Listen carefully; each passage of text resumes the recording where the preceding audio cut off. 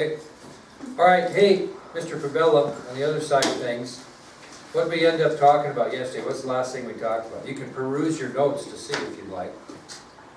I think it's on, isn't it? Pretty sure. Yeah, okay, so just kind of tell me the last thing we kind of talked about yesterday.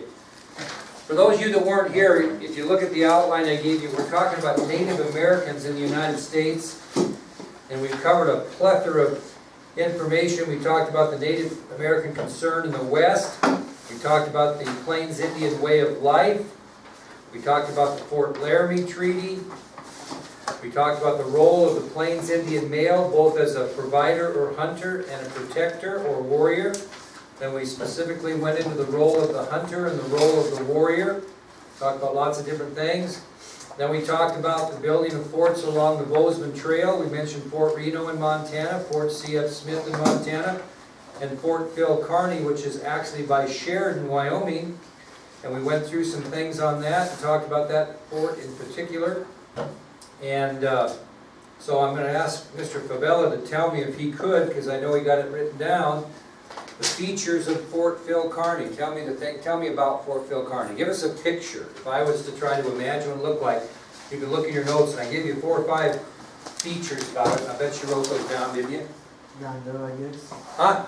I guess. Yeah, well, I'm hoping you did. And kind of tell us some of the features of the fort.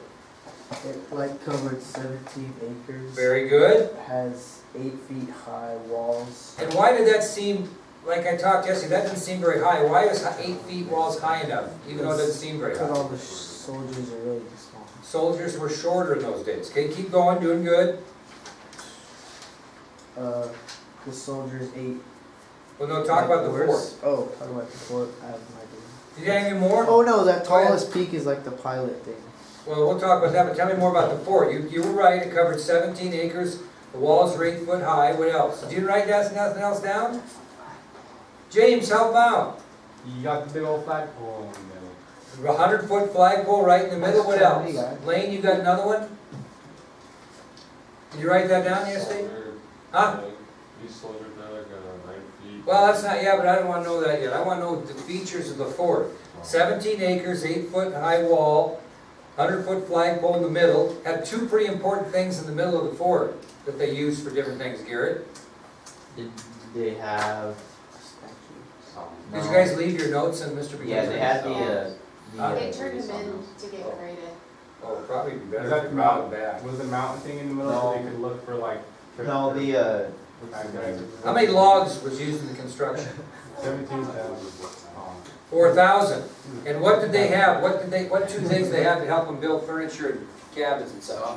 2 sawmills. Okay, good. Okay, I can't go over this as much. I thought you had your notes with you. We're going to probably have to They should keep be in those. your Omega files. Yeah, you guys probably should hand those in or whatever you do and then bring them back the next day. Where are they? should be in there. Garrett, tell us about Pilot's Knob. I think you were going to tell us. He was telling us. Oh, go ahead, James. Stephen, go ahead. You were going I'll to. do it. Okay, tell me about Pilot's Knob. What was it? That highest point to look out over everything. Okay, and was it inside the fort?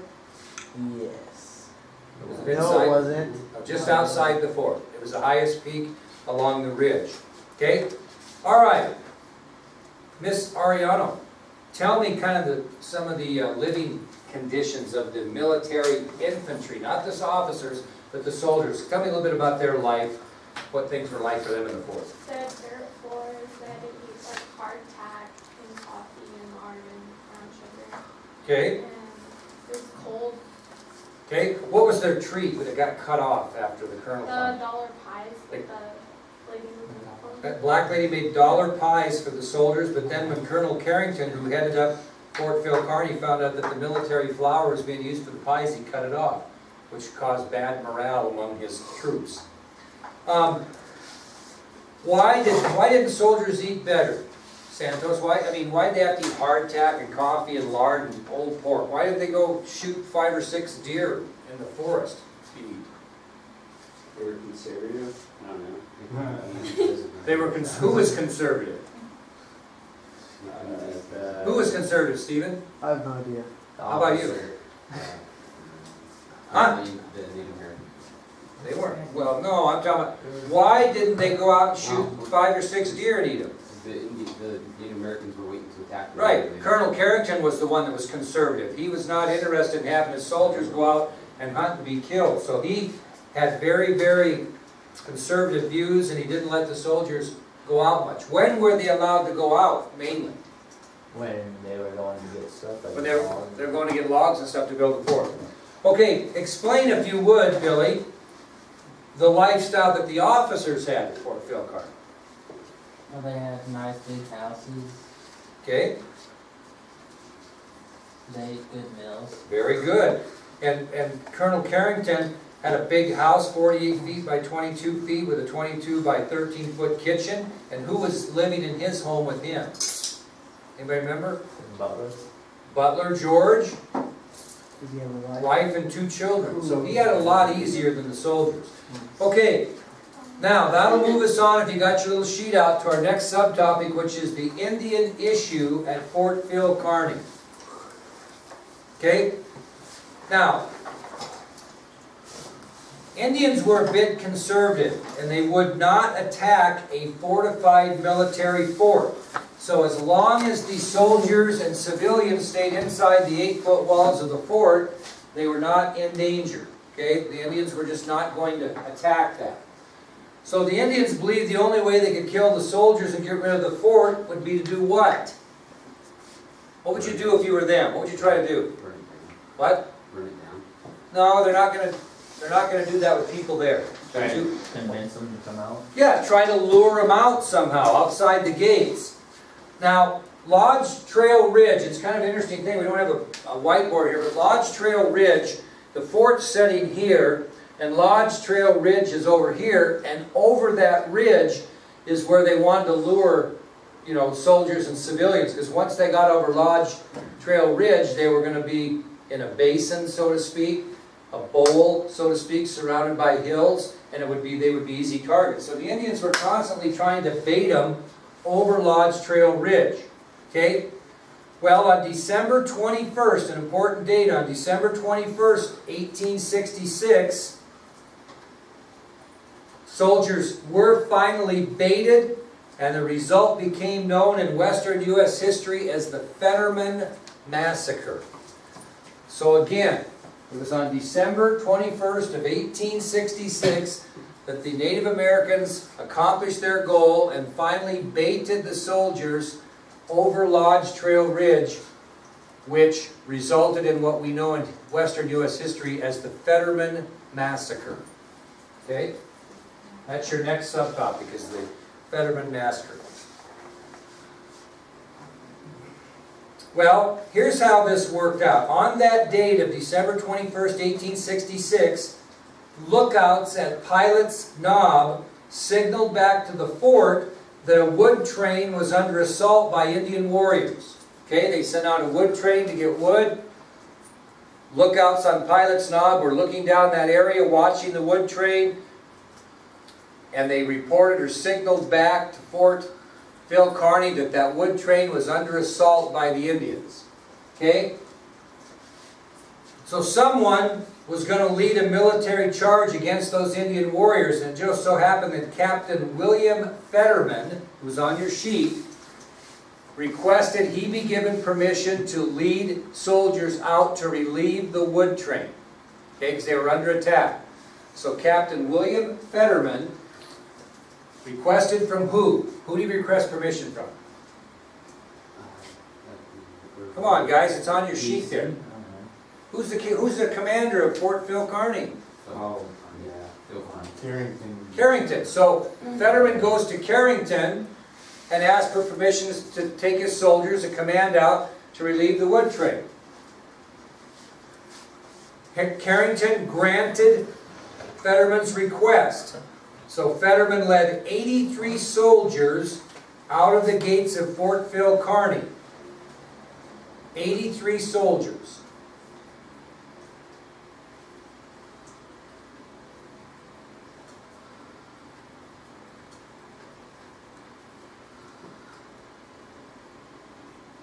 Now, Fetterman was a little bit arrogant. One time somebody quoted him as saying, "Give me 80 men and I will ride through the entire Sioux Nation." That's how, I wouldn't even call that confident, I'd almost call that arrogant, wouldn't you? Give me 80 men, and I'll ride through the entire Sioux Nation. Okay? So he was pretty confident he could get the job done here. Now, I want to read Fetterman's orders from Colonel Carrington, because these are important. He was given orders by Colonel Carrington, Fetterman was, as he left. And he said, quote, "Your orders are to relieve the wood train from Indian attack, but do not pursue the enemy beyond Lodge Trail Ridge." I'll repeat that again, makes sense. Carrington's orders to Fetterman were clear. Relieve the wood train from Indian attack, but do not pursue the enemy beyond Lodge Trail Ridge. Why didn't he want him to pursue the enemy beyond Lodge Trail Ridge? Why didn't he want him to do that? Because there was a bowl. Because they were going to get in the middle of that bowl or in that gully area and be surrounded and be vulnerable to attack. So he made it real clear. Go relieve the wood train. Take your soldiers and relieve the wood train from the warriors, but do not pursue those Indians over Lodge Trail Ridge under any circumstances. Very clear. Okay? Matter of fact, Fetterman got those orders 3 times from Carrington. He repeated it 3 times. Not to pursue over Lodge Trail Ridge. So Captain Fetterman and his 83 men depart from Fort Phil Kearny at 11:15 a.m. on December 21st, 1866. 11:15 a.m. they depart. And what is their job to do? What are they supposed to do? What are their orders? Relieve the wood train from enemy attack. So they do that pretty quickly, actually. And they halted right at the top of Lodge Trail Ridge. So they cleaned up their mess. They went and relieved the wood train. They ran off the Indian warriors. And they were all 83 men standing on their horses, so to speak. Horses standing on the ridge of Lodge Trail Ridge. Right there on the ridge. Okay? Now, nobody really knows what happens from this point on exactly. Okay? No one can tell you. Which tells you what? No one survived. No one survived. But we do assume this much. It was 11:45 when Fetterman was at the top of the ridge. So how long did it take him from the time he left the fort to relieve the wood train and get to the top of the ridge? 11:15 he started, 11:45 he's at the top of the ridge. 30 minutes. So it took him 30 minutes from the time he departed the fort until he was standing with his men at the crest of Lodge Trail Ridge. And again, from this point on, nobody knows what happened. But this is the assumption. Chief Crazy Horse was there, and he took 7 warriors with him, and he acted as a decoy and baited Fetterman to chase him over Lodge Trail Ridge. And he did this in 3 ways. Anybody want to guess how Crazy Horse and his 7 warriors baited him over? They laid down on the bottom. No. No. They ran like crazy. No. They talked bad names to him. They cursed at him. Very good. That was one. This is really kind of simple, but it's kind of funny. This is what they did. What? Threw rocks at him. No, they cursed at Called him. them sissies. They cursed at him. Think even more crude. You guys should be, this should be right up your alley. What would you do to bait somebody over the top of a ridge? You'd curse at him? Moon him. Moon him! He did. That's what they did. Crazy Horse and his warriors mooned Fetterman as they were over the ridge. And what else might you do to get somebody's attention nowadays? Shoot at him. Nope. Flip him off. Flip him the bird. That's what they did. That is great. So Crazy Horse and his warriors flipped off, basically, Fetterman, mooned him, and cursed him. Crazy horses, man. He's pretty crazy. Crazy Horse even built a fire. Just right out of the rifle's range, built a fire, and sat there and warmed his hands and looked up to further aggravate Fetterman. So he got just far enough away where the soldiers' rifles would not reach, warmed his hands, and just kind of mocked him. Okay? Did you have a question here? How do they know that that's what happened if nobody... Indian accounts. Oh, okay. Now again, Yeah. how true that is, I don't know, but that's the story we're I telling. don't know. He was like- Now, finally, Captain Fetterman had had enough. He took the bait, went over the ridge and into that bowl or into that valley. Okay, after Crazy Horse. Okay, finally took the bait.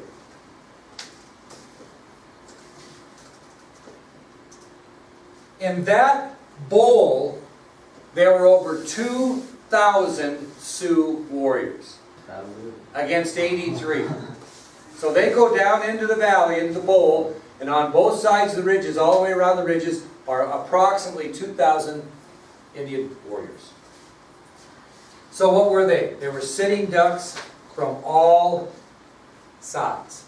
260 ammo. At 12 noon, on that same day, shots could be heard being fired by people at Fort Phil Kearny. They did testify or say that at 12 noon they heard shots. So we know that the battle started, so to speak, at 12 noon, because they heard shots at 12 noon back at the fort. As soon as they heard shots, Colonel Carrington was notified, and he climbed to a lookout tower that he had above his headquarters. He didn't go to Pilot's Knob, he had a lookout on his headquarters. He went to the top to look to see what was happening. After he figured out what was going on, he ordered Captain Tenador Tenike, who's on your sheet. He ordered Captain Tenador Tenike and 76 soldiers to move out to relieve Fetterman. So when Carrington heard of the shooting, he climbed to his observation post at his headquarters, scoped out what was going on. He could tell they were engaged. And so then he contacted Captain Tenador Tenike and ordered him to take 76 men to relieve Fetterman, who was engaged with the warriors.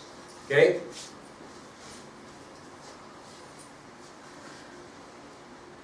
At 12:45 p.m., Tenike and his 76 men reached the top of Lodge Trail Ridge. So they left the fort, and at 12:45 p.m., they were at the top of Lodge Trail Ridge looking down upon what was happening. Okay? What did they see? They heard scattered shooting, and they heard jubilant cries of Indians racing their ponies. The Indians were even shouting at Tenike and his men, saying, "Come on over! Come on over!" So by the time they got there at 12:45, the point is, the battle was over. And all they heard and saw was jubilant Indian warriors whooping, hollering, and even trying to bait them over the ridge. Okay?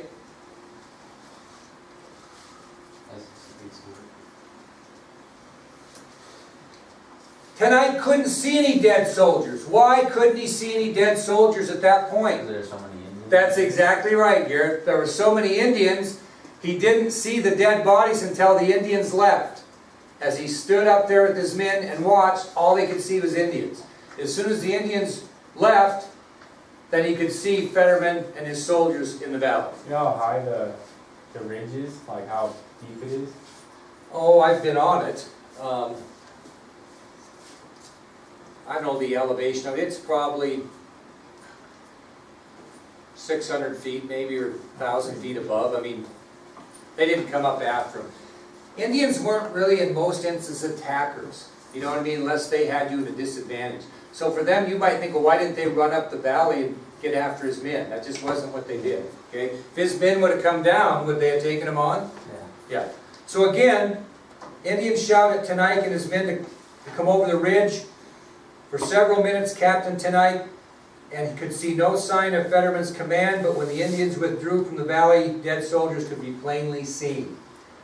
So the battle, known as the Fetterman Massacre, lasted less than 45 minutes, and there were no survivors from Fetterman's command. One thing did live, however, but he really wasn't a soldier. What was he?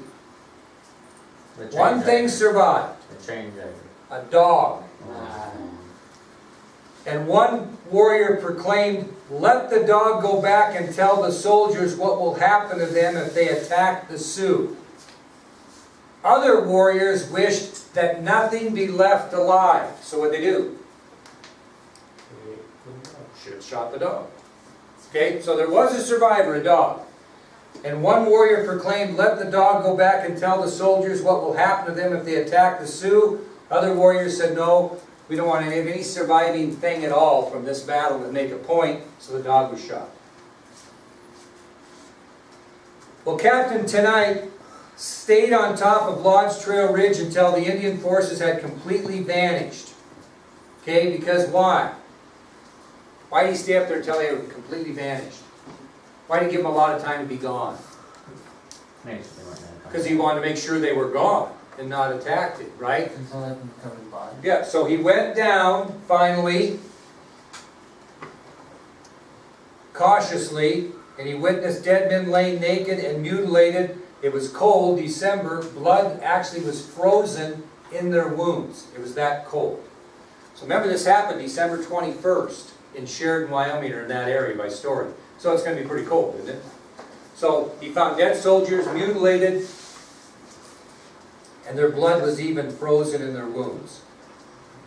Now, most of Fetterman's command lay in a circle about 40 feet in diameter. What's diameter? This is circumference. What's diameter? It's surely. So 40 feet. Well, 1, 2, 3, 4, 5, 6, 7, 8, 9, 10, 11, 12, 13, 14, 15, 16, 17, 18, 19, 20, 21, 22. So cross. This is about 35 feet, I would say. So you add 5 feet to this and make a big circle. So what were they doing? They were in the defensive position the entire time. They all lay in a 40-foot diameter circle. So really, I mean, in essence, it could be all of you laying in this room, just a little bit bigger than this room, is where they found most of the soldiers. So Tonight and his soldiers began loading the dead into his ammunition wagon. And as it got dark, they had to leave some of the bodies, and they would come back and get them later. So he loaded up what he could before dark and took the bodies back to Fort Phil Kearny. That evening, Colonel Carrington sent for a soldier by the name of John Portugee Phillips, which is on your ID sheet. That evening, Colonel Carrington requested one of his soldiers, John Portugee Phillips, to report to him. What do you think he's going to have Phillips do? What would make sense after this thing? Counterattack? Well, not so much counterattack, but you're in the right thought process. What's he going to have Portugee Phillips do? John Phillips. Maybe chase. One guy. What's he going to have him do? Talk to them. They're in the middle of nowhere, in Fort Phil Kearny. What's he going to do with Portugee? What's he going to want to have him do?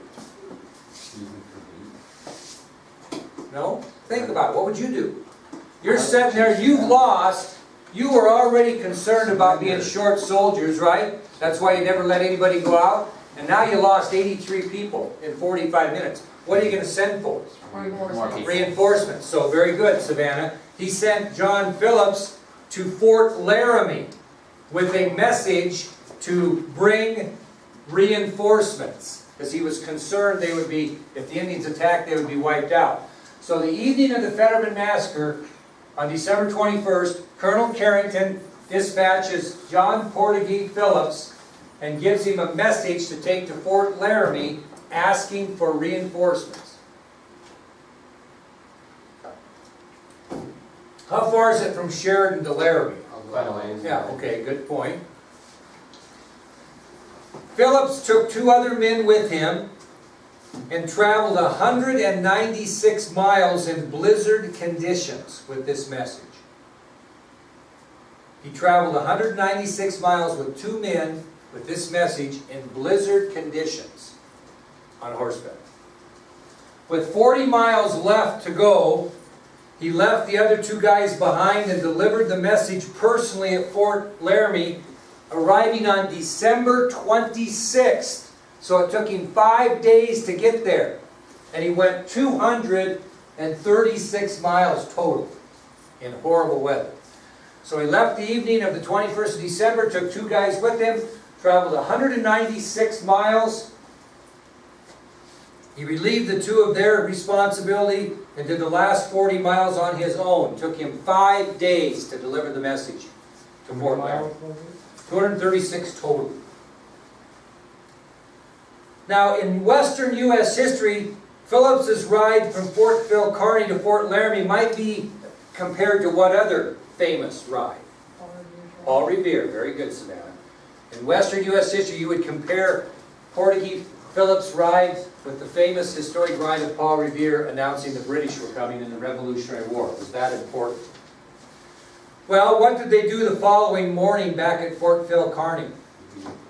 Colonel Carrington himself led a second party out to the battlefield to recover the remaining bodies. Now that really wasn't, that went against his philosophy. Why? Was he taking a chance, taking those soldiers out again, down into that valley?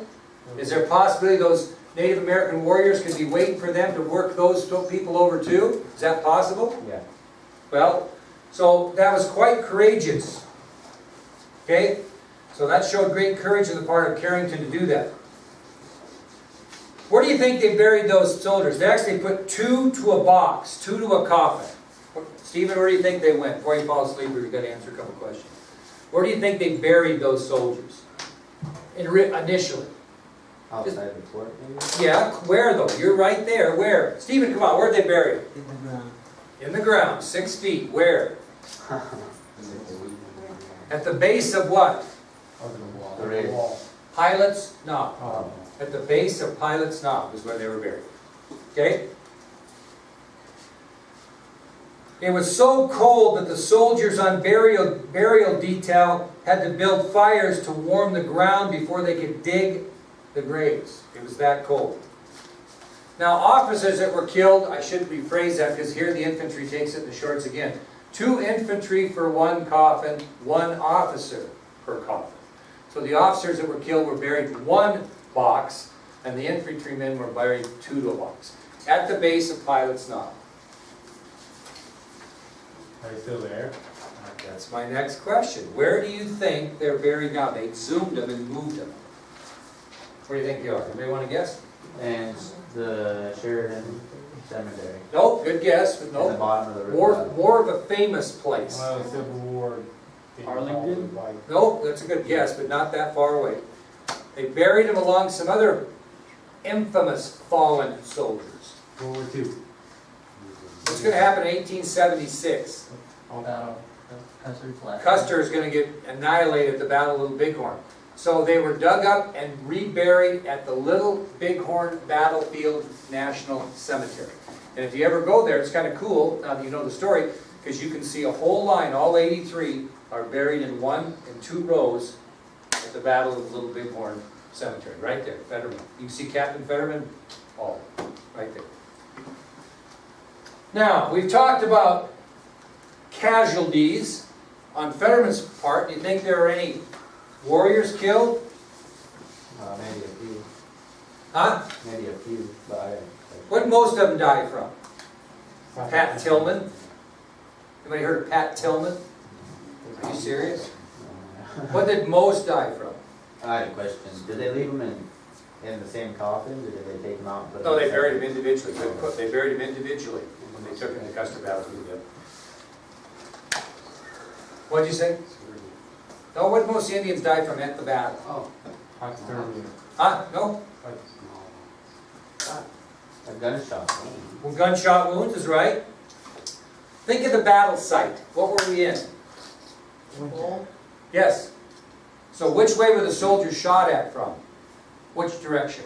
Oh, friendly fire. Friendly fire. Very good. Most of the Indians that were killed by friendly fire because I'm firing this way and you're firing this way and the soldiers in the middle, well, they got a little crazy and started shooting and were killing each other. Did they have guns too, or did they use them both? Not a lot of guns. Historians estimated that in that 45-minute battle, over 40,000 arrows were fired. Think about that. You're making each one out of a willow. 40,000 arrows fired in that battle. That's a lot. That'd be about how many a minute? Think about it. 40,000 arrows in 45 minutes. 1,000 arrows a minute fired. There was some serious... Can you imagine being in that valley, taking that kind of fire? Well, I mean, that's why they were all together in a 40-foot circle. And they had nowhere to go. What would you do? You just you know, give the sign to cross and lay down, hope they missed you. I mean, think seriously, what would you do? 2,000 against 83 with 1,000 arrows a minute being shot. Check as many as you can. Yeah, well, I don't think you can think about that. I think Now, only the upcoming Battle of the Little Bighorn, only that battle stands as a worse defeat for the U.S. Army at the hands of the Plains Indian in American history. So the Fetterman Massacre ranks second only to the Battle of the Little Bighorn, okay, which we'll get to. Okay, let's talk about the aftermath of the Fetterman Massacre. Okay, that's your next little subtopic, the aftermath of the Fetterman Massacre. Now, you're Colonel Carrington. What would your expectations be in the next few days after this massacre? And that's why he sent Phillips. What's your thought process? You're the commander, what's your thought process? you gotta take it easy. Tell them to, What do you think? tell What's he them what think? happens if you don't follow orders. Well, kind of, but what's he thinking? If you're in that boat, you just had 83 soldiers killed, although you didn't know they wouldn't do this, what did you think was going to happen? Gotta be more strict. No, that those Indians were going to come and take over the fort. Wouldn't that be your first thought is, my God, they're going to attack the fort. They killed 83 of our men, they're going to attack our fort. So after the Fetterman Massacre, it was expected that the Indians would attack the fort and try to run it over. So, there is a powder magazine in the center of the grounds under the flagpole. What's a powder magazine? It's a barrel full of gunpowder. It's a big area full of gunpowder and ammunition. The thought process being is they put all the women and children in that powder magazine and hid them. With the thought process of, why would you put them there? What would be the purpose of doing that? So the Indians didn't kill women and children. Well, they certainly would kill them if they got in there. Wouldn't they? They would not only kill them, they would. What would they do to them? Who knows? They'd mutilate them and make their life horrible death. So, what was the philosophy by putting the women and children in the powder magazine and hiding them? So they'd blow them up, maybe? If the Indians overtook the fort, they would blow them up, which would be a better death than letting the Indians get a hold of them. So that was great. That's exactly right. They put them all in the powder magazine, and if the fort was attacked and it looked like it'd be lost to the Indians, being blown up was much better fate than having women and children captured by the Indians. There was an old cavalry philosophy, especially after the Custer Massacre, called save the last bullet for yourself.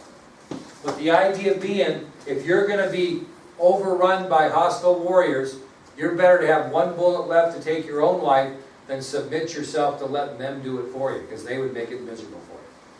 Okay? Well, the Indians did not attack the fort as expected. And in January of 1867, Colonel Carrington left Fort Phil Kearny and was restationed at Fort Casper. So, in January of 1867, Colonel Carrington was relieved of his command at Fort Phil Kearny, and he was reassigned to Fort Casper.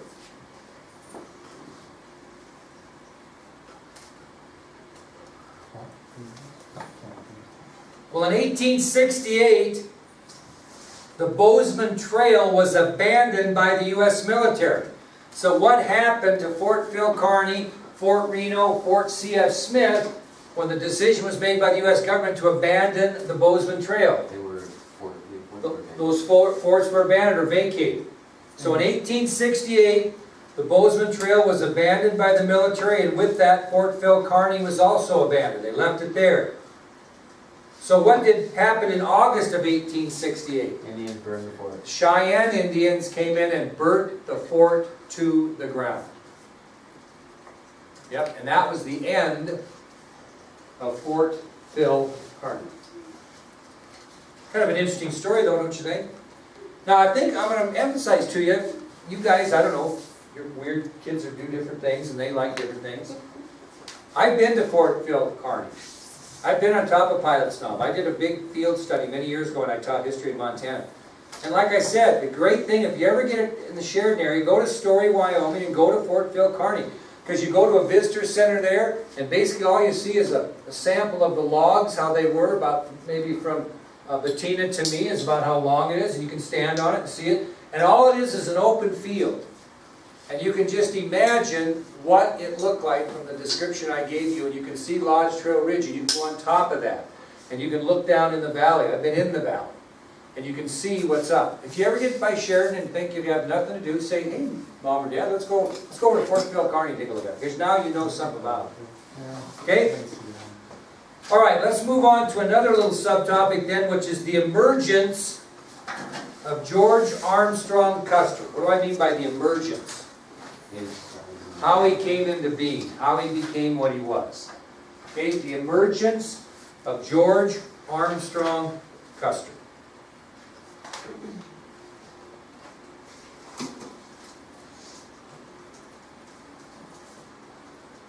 Okay, when the forts along the Bozeman Trail were abandoned, that didn't mean that conflicts between the Plains Indians and the U.S. military was over, did it? It just didn't go away.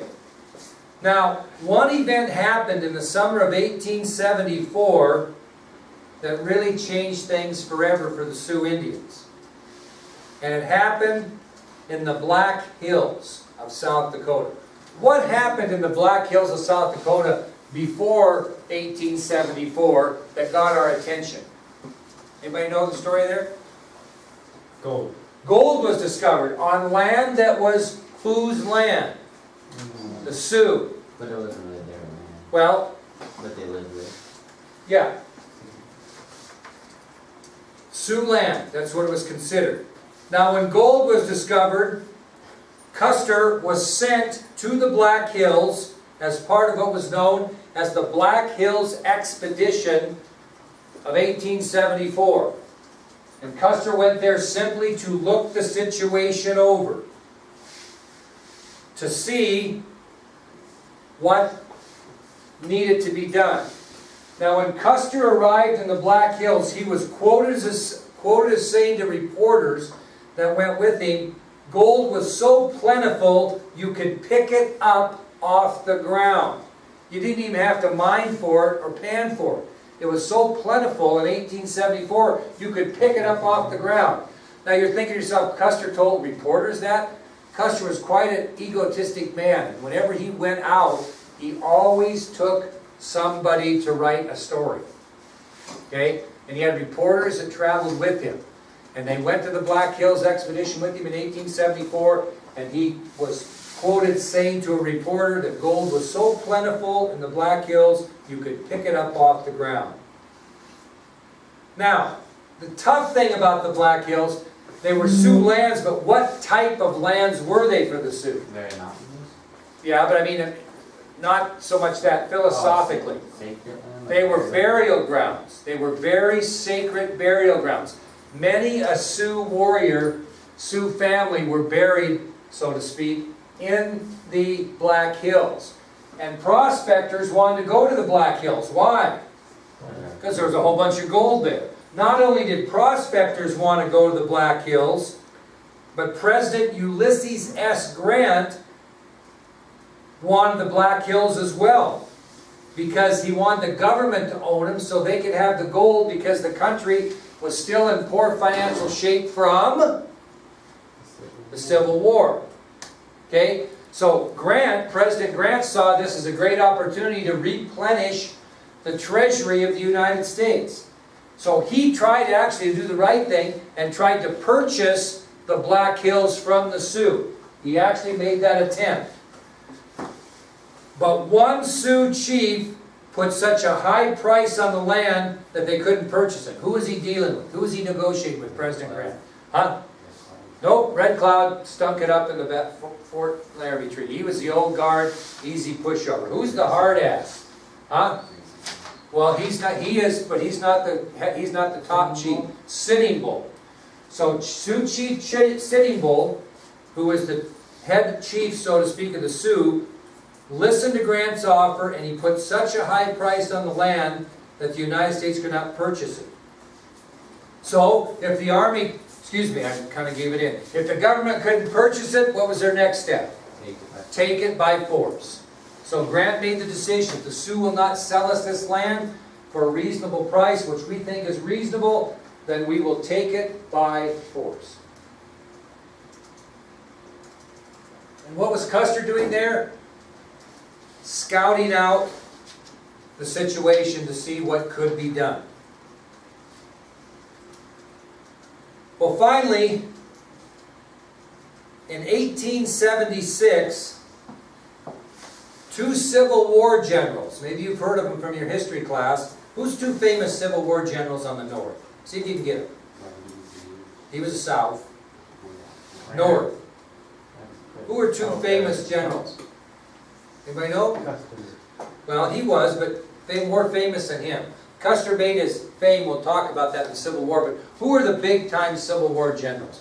George McClellan was one. You ever heard that name? You don't have to write that down yet. But who are some other ones that were real? These two I'm talking about were real close to Grant's ear. In other words, Grant listened to them a ton. Philip Sheridan, heard of him? And William Sherman.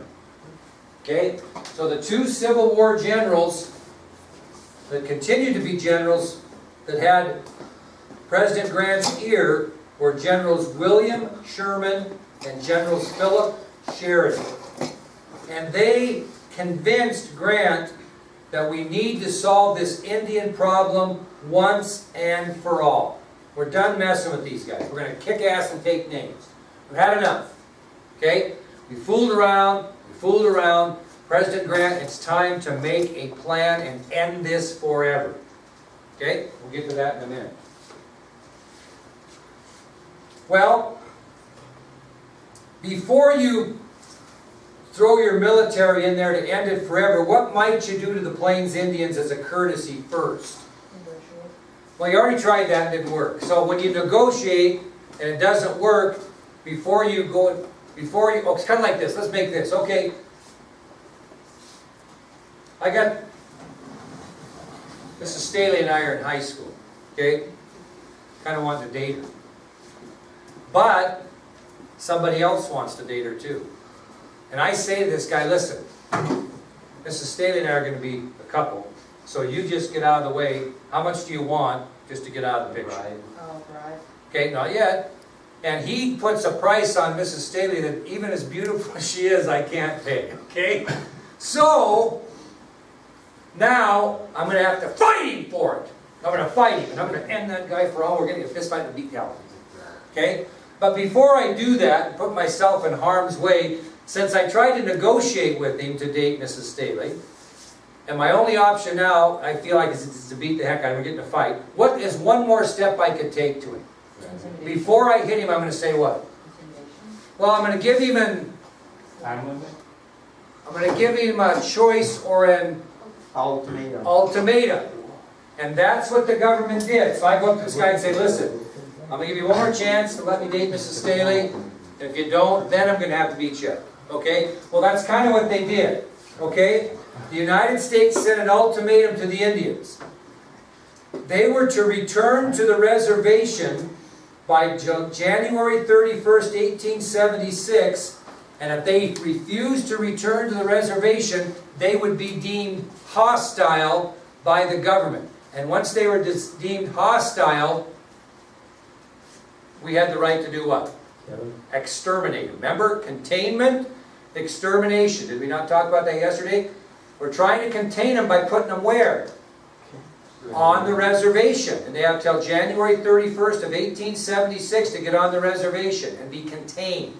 If they choose not to be contained by that date, then they're going to be deemed hostile, and our next course of action is extermination.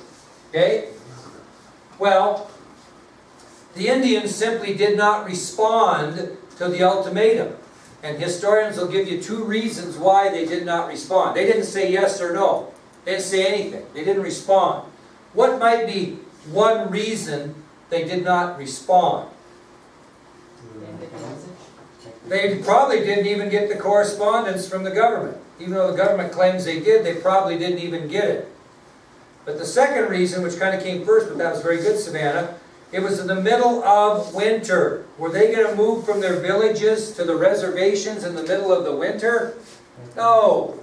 So probably the reason they didn't respond to the ultimatum is, one, they weren't going to move in the middle of the winter, And two, they probably, and more likely, didn't even get the message. We like to say we gave messages and don't, right? To give us a reason. So they don't respond at all. What's gonna happen with Korea? What's that? What's gonna happen with Korea attacks? That's just gonna say you got a message. Yeah, I don't know. If he sent one. Now, because of their lack of cooperation in responding to the ultimatum, what did we deem them? Hostile. Hostile. And as a result, the military made final preparations to end this Indian problem forever. And those preparations were going to be eventually called the Campaign of 1876. Those are the military preparations. Are going to be called the Campaign of 1876.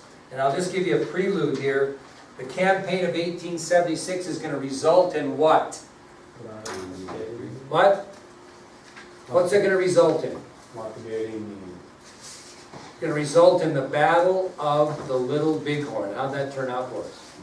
Not very good. So that's how the campaign's going to end, but there's a lot of preparations we'll talk about ahead of time. Okay? I'd like you to go take about a 10-minute break, and then we'll come back and give you a profile on George Armstrong Custer. Tell you a little bit about the guy that you hear so much about. Fine job, Bettina. I tried to negotiate Mrs. Staley's hand. Hey, hit that pause there. I want to hear your